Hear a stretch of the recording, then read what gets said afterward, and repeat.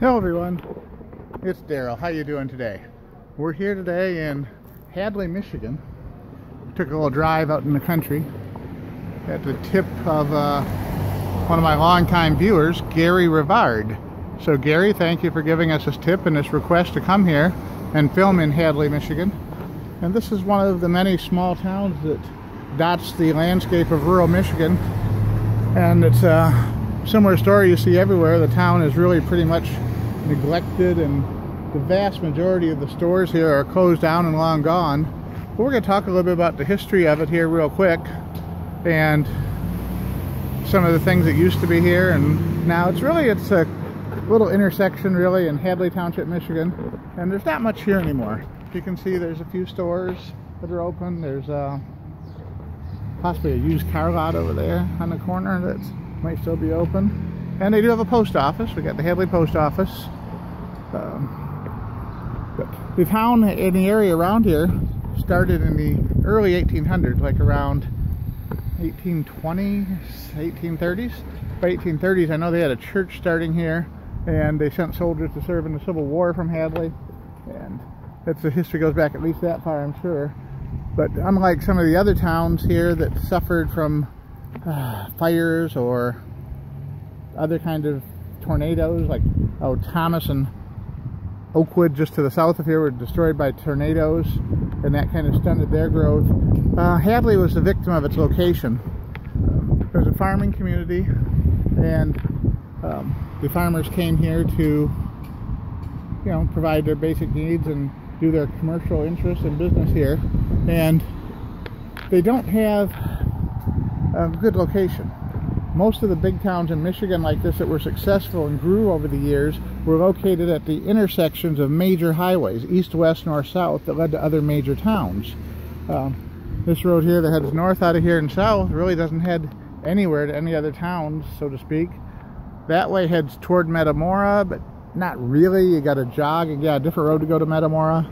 Same thing with the road heading this way, heads toward Atlas Township and Ortonville, Goodrich area. But again, nothing really straight shot through where it'd be a center hub for transportation.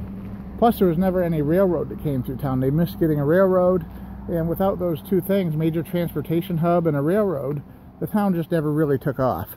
It hit its peak in the early 20th century. I guess supposedly there was a fire down here that destroyed all of the wooden structure buildings on Main Street in 1901. And after that, they rebuilt with the brick buildings that you see here now. And according to a great article I found in the Lapeer County Press, I want to say thanks, shout out to Krystal Moralee, the former staff writer at the County Press, who does a lot of local history. Well, she did when she worked there, a lot of local history stories. We got a little bit of information that really helps out.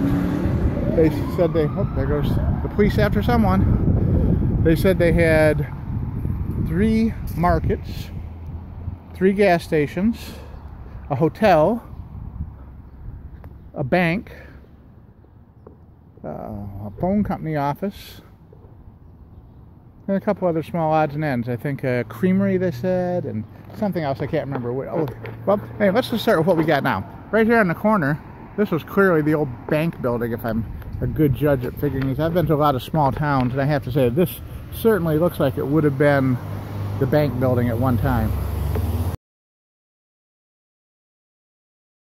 More recently, it was an embroidery and sewing shop, which has since closed down. The next building over here, the Little Red Wagon Cafe, with a great old sign. It's been closed for a while from the looks of it, and it seems to have been the Red Horse Antique Shop for a while. And that sadly seems to be long gone too. But if you look through the window here, you can actually see antiques and woodwork and all kinds of things piled floor to ceiling in boxes in here from when the antique store was open.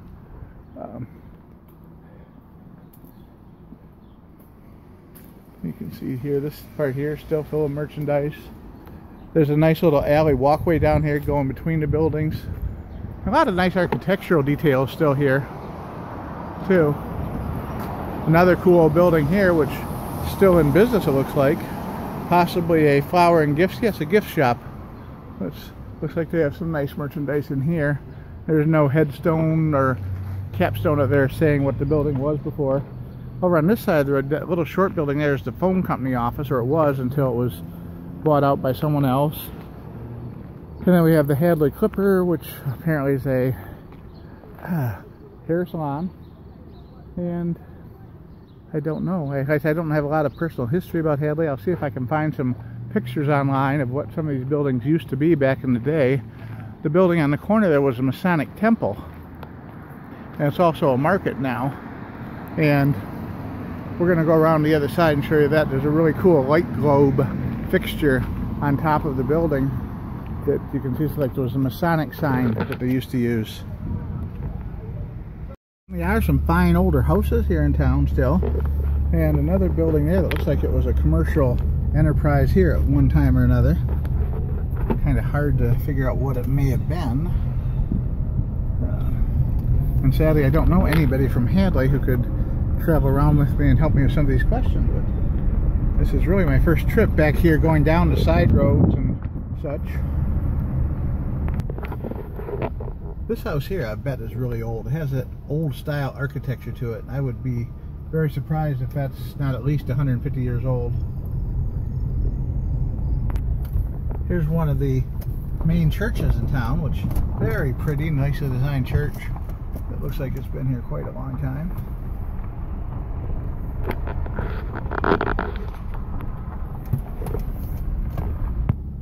And this is the historic Hadley Mill, which was really the center place of the commercial activities in the town in the beginning. This is what really brought people to the area, to have someone to do their milling for them. It was water powered, and it operated right up until the late 1950s, early 1960s. And it's been made into a museum now. They have part of the mill powered up again to show people how it works. And the second floor is the Hadley Museum, which is only open a couple of weekends out of the year. If you check out some of the commercial buildings here on this side of town, we've got the original town hall here.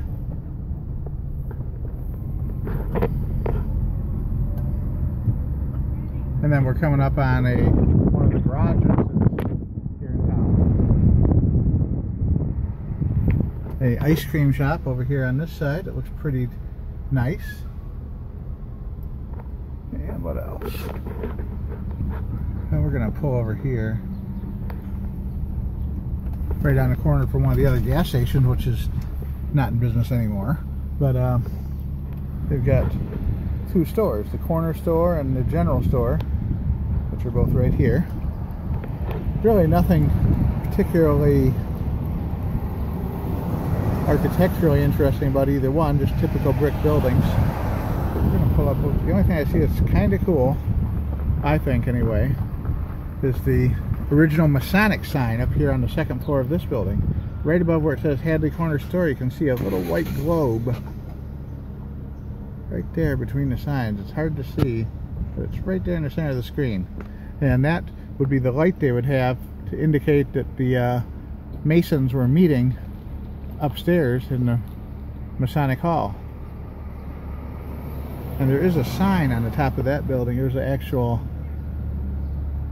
capstone, or I don't know what you call the signs up on top that you have that mark the history of the building. But let's see what it says. So it says Masonic Hall. There you go then. Alright, well.